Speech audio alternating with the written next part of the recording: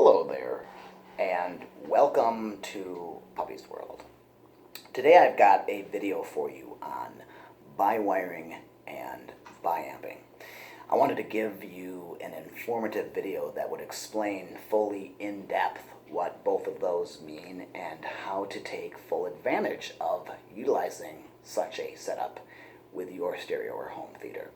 First of all, let's run down just a little bit of background on what exactly Puppy's World is. I, about a year ago, have created a YouTube channel that basically takes an in-depth look at electronics, reviews them, gives my opinion on them, looks at new products out, new items, new developments in the home theater world. I look at all types of different electronics, not just home theater type stuff.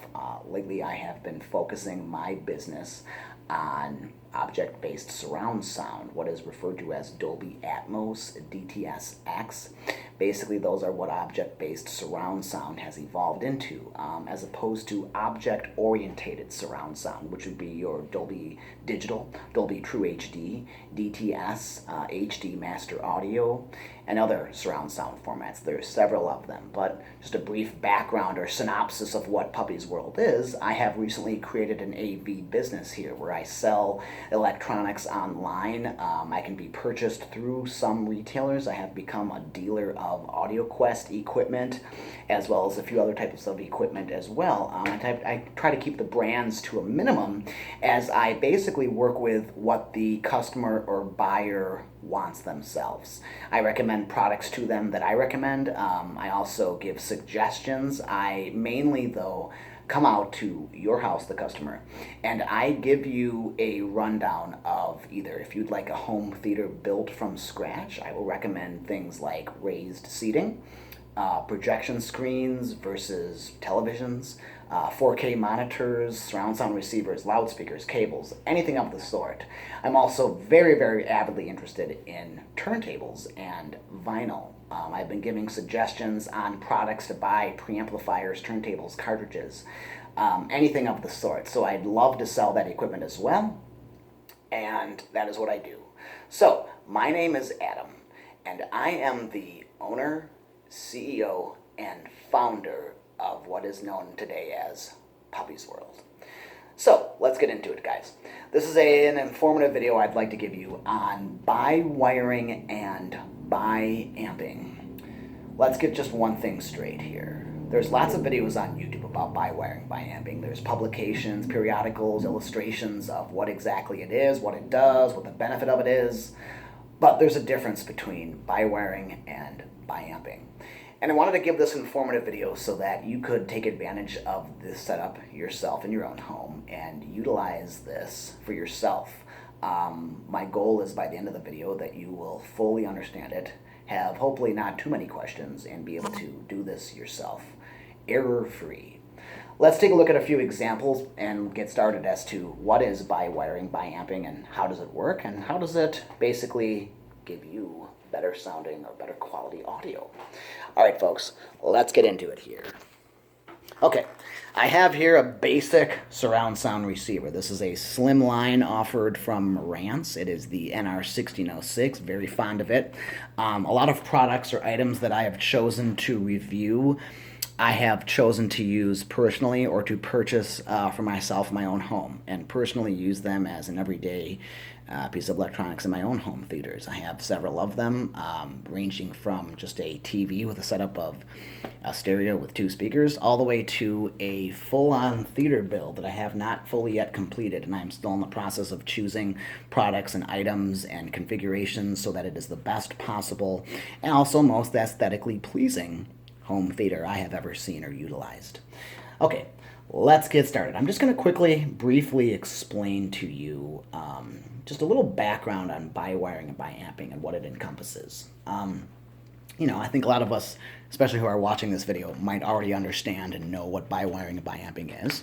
First of all, it is simply sending a high as well as a low frequency to your loudspeakers. So, as opposed to a regular loudspeaker that just uses, use this as a perfect example, guys. Let's go over here so we can see the back of the speaker. This is an example of a speaker that cannot be bi-wired or bi-amplified. It has basically just a single set of terminals here, a positive and a negative. So this one cannot be bi-wired or bi-amplified. Let's show you right over here an example of a speaker that can be bi-wired and bi-amplified. I'm just going to turn it around here, and we're going to see the fact that it has two separate terminals, a positive and a negative for high frequencies and a positive and a negative for low frequencies. I'm going to explain to you some things to do and some things not to do, as I have a current configuration here that has some things that are properly set up and has some things that are improperly set up. First of all, before we get started into this explanation of bi-wiring and bi-amping, I just want to explain to you that I have performed a setup here that is not entirely correct, or should I say, one that I don't recommend doing. I have a higher end of AudioQuest speaker cable here called Type 4, utilized by the front right output terminal of my receiver, going into the treble or high frequency terminals of the loudspeaker here. But what I also have is a second set of speaker cable, also by AudioQuest, but a completely separate, different line of speaker cable. So a different, line, not the, same manufacturer, AudioQuest, but a different line. I recommend using the same type of speaker cable. So if you're going to use Type 4 for your high frequencies, please use Type 4 for your low frequencies. As into this video, I'll further explain on what I mean by doing that, but I do not recommend, as it can start to distort or break up the frequencies in different geometries and ways. So please use the same cable for both high and low frequencies. Now that I've shown you or given you an example of a speaker that cannot be bi-wired or bi-amplified and a speaker that can be bi-wired and bi-amplified, I'm just going to get into really quickly here the fundamentals of at least understanding what I'm talking about. A lot of speakers today have the capability or can take advantage of bi-wiring and bi-amping, meaning that the speaker has separate inputs for the woofer and separate inputs for the high frequency. Should you bi-wire? I definitely, certainly recommend it. Taking advantage of such a setup will not only make you feel better as a, user or listener of the loudspeaker, but also give you higher quality and better quality audio by separating the mid and the low or the high frequencies from basically keeping out your bass or your treble from entering into the wrong area of the loudspeaker. Okay, let me just give you an understanding really quick as I kind of walk around and show you a few different things here and different examples of some things. Magnetic fields and bass energy is the first thing I'm going to talk about, guys. And you have to understand this to basically completely understand bi-wiring. When using a single full range speaker cable, like I have at the top there, that Type 4 AudioQuest cable, the large amounts of bass energy are carried with a single cable that has an adverse effect on the upper frequencies. But in a bi-wire setup, the cable feeding the higher frequencies no longer handles that large magnetic field caused by the high current needed to produce the bass. So bi-wiring does not affect the bass fundamentals, but the treble signals now travel a less disturbed path. It's a little like guys swimming through waves versus smooth water. Also driving in mud versus driving on pavement. It's easier for the cable to do so. Bass frequencies will sound better because bass definition is actually located in the mid-range and high frequencies. It's always worthwhile to take advantage of the benefits of bi-wiring when the speaker has, provided you with such terminals. So it'll be able to do so. However, we normally from the factory would find these little brass jumpers located on the back of the speaker terminals. What that's doing is it's connecting the high and the low frequency, terminals so that you can just use one of them. What we're doing here is we're going to endeavor in the basically simple, very, very easy project of utilizing those speaker terminals to their fullest potential, or basically your loudspeakers to their absolute full potential, and be able to experience the loudspeaker in its entirety at best quality you're able to do so. Okay, for best performance though, use two of the same cables. I talked about this as I showed you the back of my bookshelf speakers over here. If the speaker has a low crossover point, much of the benefit of using two identical cables can be realized by using two cables which have the same geometry, but which use different qualities of metal. The trick does not always work for two-way speakers, though. They have their bi-wire access frequency in or above the mid-range. So what that means is music and voice Practically everything else is in the mid-range and must be given full respect. When bi-wiring with two-way speakers, always use two identical cables, or attempt to use it. That's why I've given you a no-no here by using two separate lines of AudioQuest cables. Let's simply talk about really quickly here while I sit down for a second. Bi-wiring with a single cable.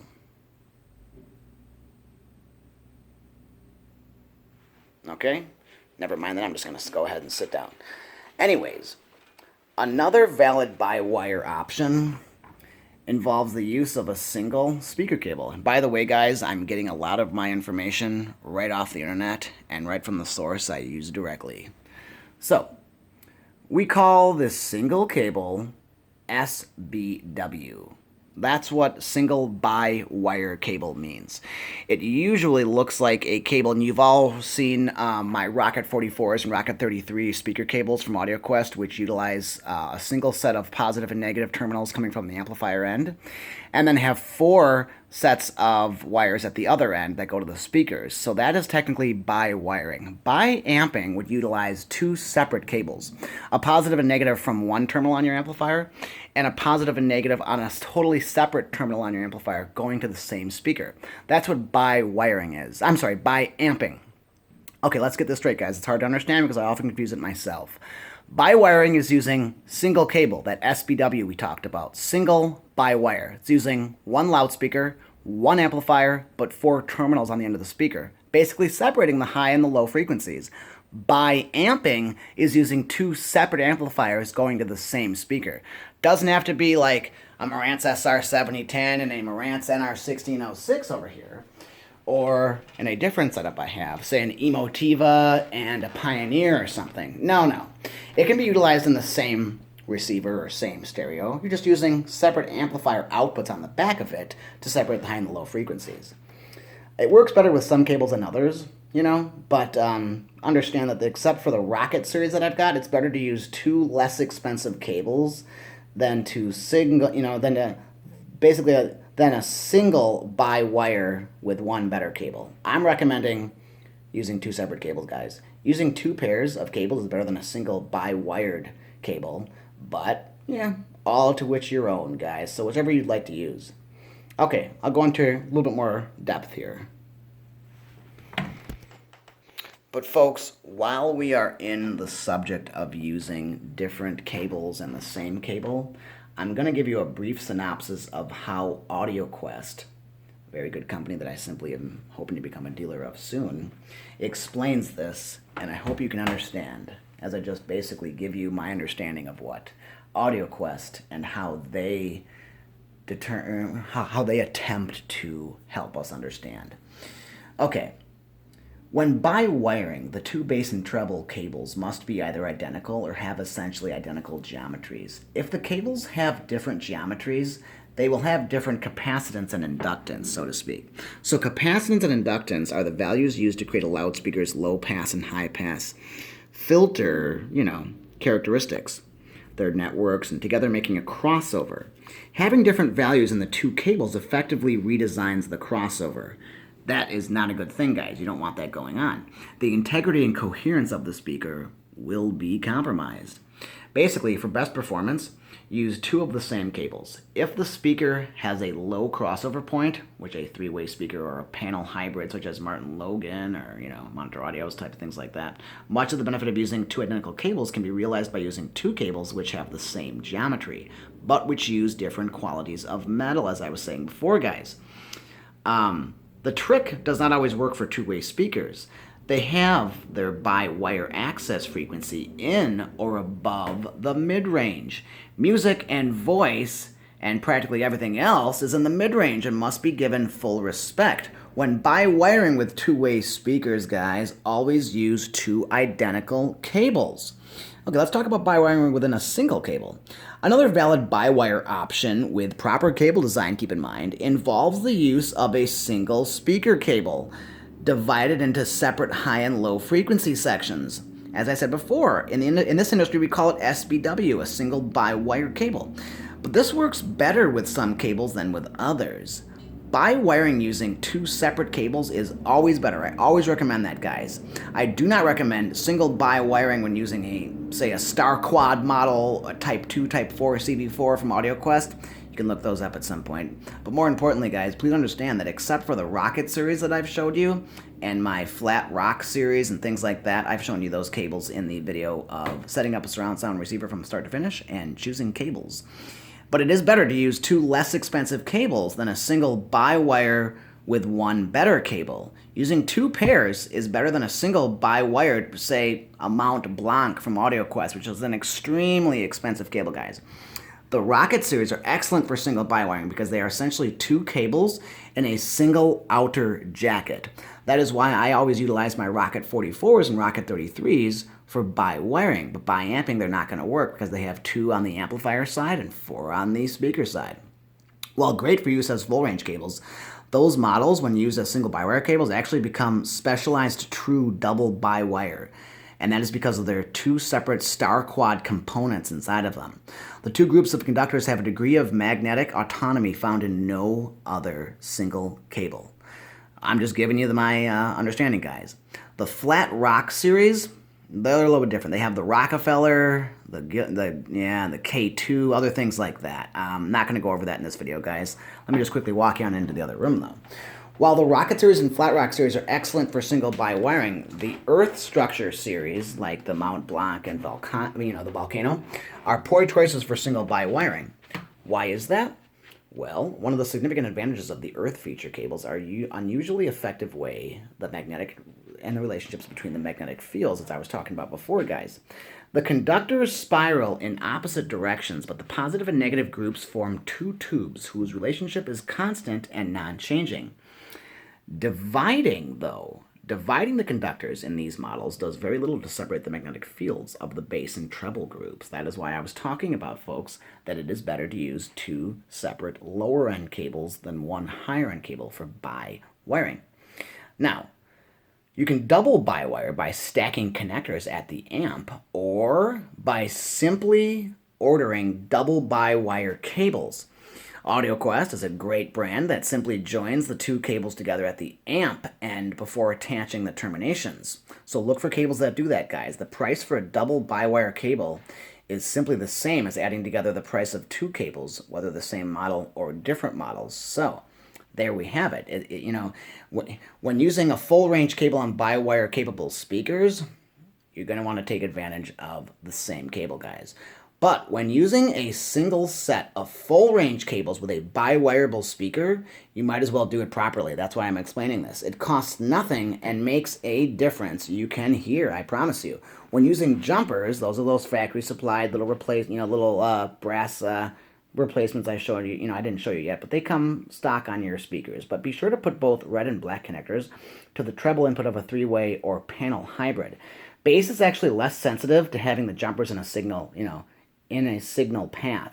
So for two-way speakers, guys, be sure to put the red connector to treble positive and the black connector to bass negative. This is important. It's the only way to preserve the tonal voice of the speaker designer, the way the speaker designer intended it. But if you do not buy wire, at the very least, folks, connect a single set of speaker cables as recommended by AudioQuest at least, or check other manufacturers and see what they recommend. Ideally, you should use a set of AudioQuest, say, PSC jumpers, and I'm reading this right off AudioQuest's website right now, actually. Those PSC jumpers to make the bi-wire jumper connections of the speaker, those are the best things I've ever used, guys. But what about those free shiny metal jumpers that came with the speakers, Well, it's entirely accurate to describe them as worth every penny you paid for them. Simply put, they're very poor sounding devices. So I've ran over, a couple of things for you, but let's just take a look here once again at an example of some speakers that cannot be two, and I showed you before, speakers that can be bi-wired. There's a big difference. So you're going to notice this, and you're going to want to notice the difference.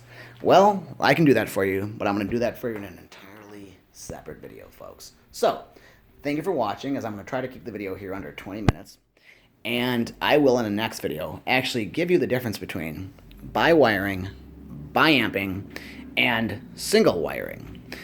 Because with these speakers particularly, you can actually take the crossovers and adjust them in a position of which you're not bi-wiring or bi-amping, and you are bi-wiring or not bi-amping. So there's two totally different things here. We can change these crossover points to a degree of which we're not going to be utilizing both terminals. And the good thing about these KEFs, which is why it's an extremely practical bookshelf speaker that I recommend, is the fact that you just no jumpers involved at all. So thank you for watching my video, guys. Please subscribe to Puppy's World, as I have a ton of things coming and a lot of reviews that I've missed out on lately that are due very soon. Thank you, and please enjoy your bi-wiring and bi-amping.